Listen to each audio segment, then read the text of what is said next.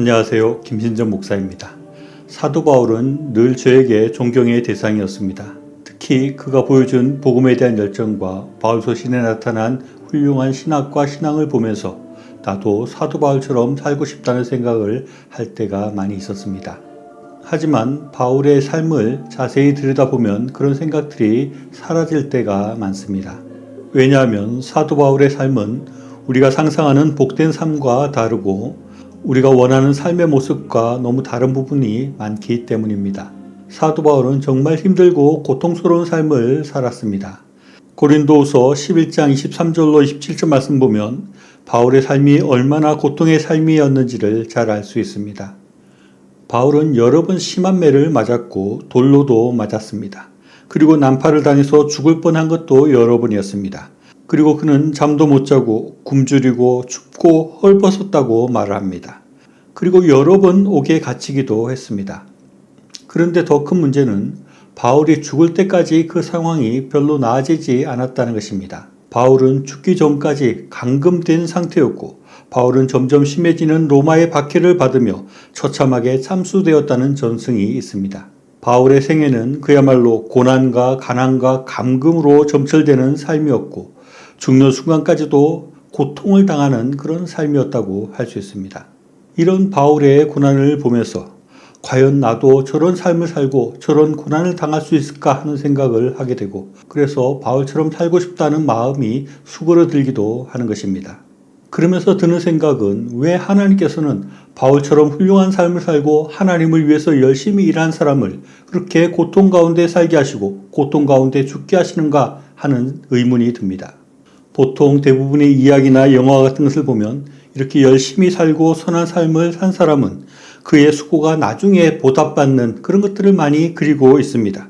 욥기를 보아도 욥이 엄청난 고난을 당했지만 나중에 하나님의 복을 받아서 그가 잃어버린 것보다 훨씬 더 큰 보상을 받게 되는 것입니다. 그런데 바울은 고생만 하다가 삶을 마치게 되고 죽는 순간까지도 고통 가운데 죽어가게 되는 것입니다. 저는 얼마 전 성경 번역 선교사로 헌신했던 한 선교사님의 빈소에 다녀왔습니다. 그분은 젊은 시절 이혼한 그런 여성분이었는데 어린 딸을 홀로 키우며 어렵게 박사학위를 취득하고 성서 번역 선교사로 헌신하게 되었습니다. 그런데 그가 선교지에서 사역하는 중에 뇌출혈로 쓰러지게 되어서 성서 번역을 더 이상 할 수 없게 되었고 그 병이 점점 악화되어서 나중에는 거의 거동도 하지 못하고 말년에는 사람도 알아보지 못하는 가운데 아주 외롭게 생을 마감하고 만 것입니다. 저는 그분의 삶과 죽음을 지켜보면서 너무 허무하고 안타까운 마음이 들었습니다.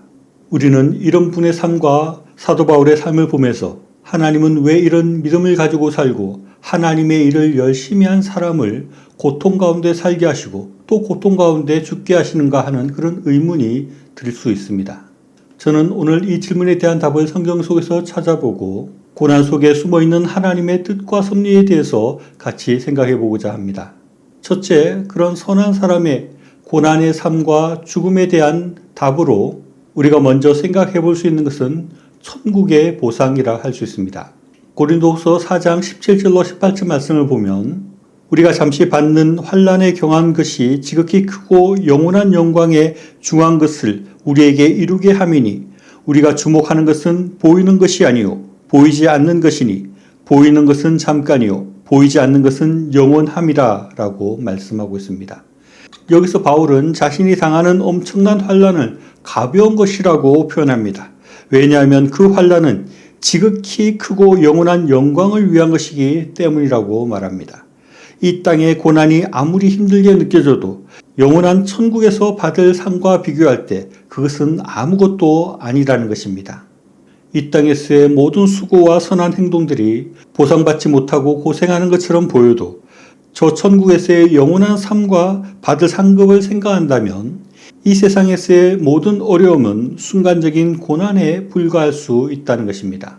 둘째로 생각할 수 있는 것은 우리 신자의 삶은 마땅히 고난과 고통이 있어야 한다 하는 것입니다. 마태복음 16장 24절 말씀을 보면 이 예수께서 제자들에게 이르시되 누구든지 나를 따라오려거든 자기를 부인하고 자기 십자가를 지고 나를 따를 것이니라 라고 말씀하고 있습니다. 예수님을 믿고 예수님을 따르는 삶은 십자가의 삶이라는 것입니다. 십자가는 고통의 십자가이고 십자가는 비천한 삶과 죽음을 의미합니다.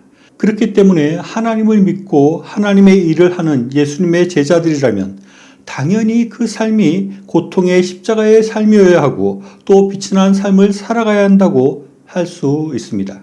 그래서 어떻게 보면 그렇게 하나님의 일을 열심히 하고 신실하게 잘 살았는데 그의 삶이 비참하고 말년이 고생스럽고 그의 죽음이 왜 그렇게 좋지 못했냐고 이상하게 생각할 것이 아니라 예수님의 제자는 당연히 그런 삶을 살아야 된다고 생각하고 그것이 자연스럽다고 생각해야 한다는 것입니다.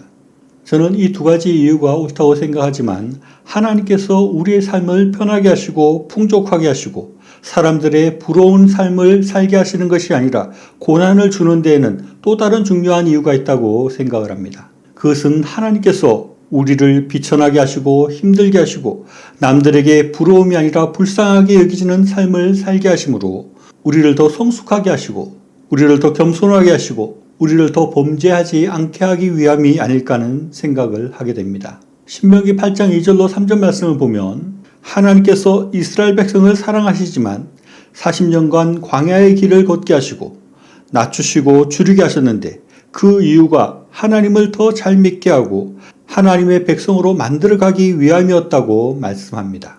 또 고린도후서 12장 7절로 10절 말씀을 보면 사도 바울은 이렇게 고백합니다. 바울은 자신이 가진 병에 대해서 그것이 자신이 자만하지 않게 하기 위한 것이라고 말합니다. 이 병이 정확히 무슨 병이었는지는 모르지만 어떤 사람들은 간질병이었을 것이라고 추측합니다. 간질병은 갑자기 발작을 일으켜 쓰러지고 심하면 입에 거품을 물기도 하는 병입니다.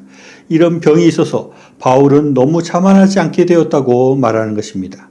그리고 자신의 약한 것과 능욕받는 것과 궁핍과 박해받는 것이 그런 것들로 인하여서 그리스도의 능력이 자신에게 머물고 그로 인해서 자신이 더 강해질 수 있다고 고백하는 것입니다. 정말 그럴 수 있습니다. 우리가 너무 부유해지고 강해지면 우리가 교만해지기 쉬운 것입니다. 그로 인해서 하나님보다 자신의 능력을 의지하게 되고 자신의 가진 재물을 의지하게 될 수 있습니다. 이렇게 되면 이런 사람들은 천국으로부터 멀어지고 천국의 상으로부터 멀어지게 되는 것입니다. 그래서 하나님께서 그런 이유로 사랑하는 사람들에게 고난을 주시고 가난함과 약함을 주시는 것이라고 생각할 수 있습니다. 그렇기 때문에 우리는 현재 당하는 우리의 고난을 너무 부정적으로만 생각할 필요가 없습니다. 그것들을 통해서 하나님께서는 우리를 강하게 만드시고 우리를 성숙하게 만드시고 그것으로 인해서 천국에 더 큰 상을 주시는 그런 하나님의 계획이 그 속에 있을 수 있는 것입니다. 그러면 우리 천국 가는 사람들은 다 가난해야 하고 늘 비천한 삶을 살아야 하는 것일까요? 그리고 지금 좀 잘 살고 평안한 삶을 누리는 사람들은 다 하나님의 사랑을 받지 못하는 사람들이고 천국에 들어가지 못하거나 천국의 상급이 작은 사람들일까요? 결코 그렇지 않습니다. 앞에 말한 욕과 같이 이 땅에서 큰 보상을 받는 사람들도 있고 신앙이 좋은 사람들 가운데 비교적 잘 살고 평탄한 삶을 사는 사람들도 많이 있습니다.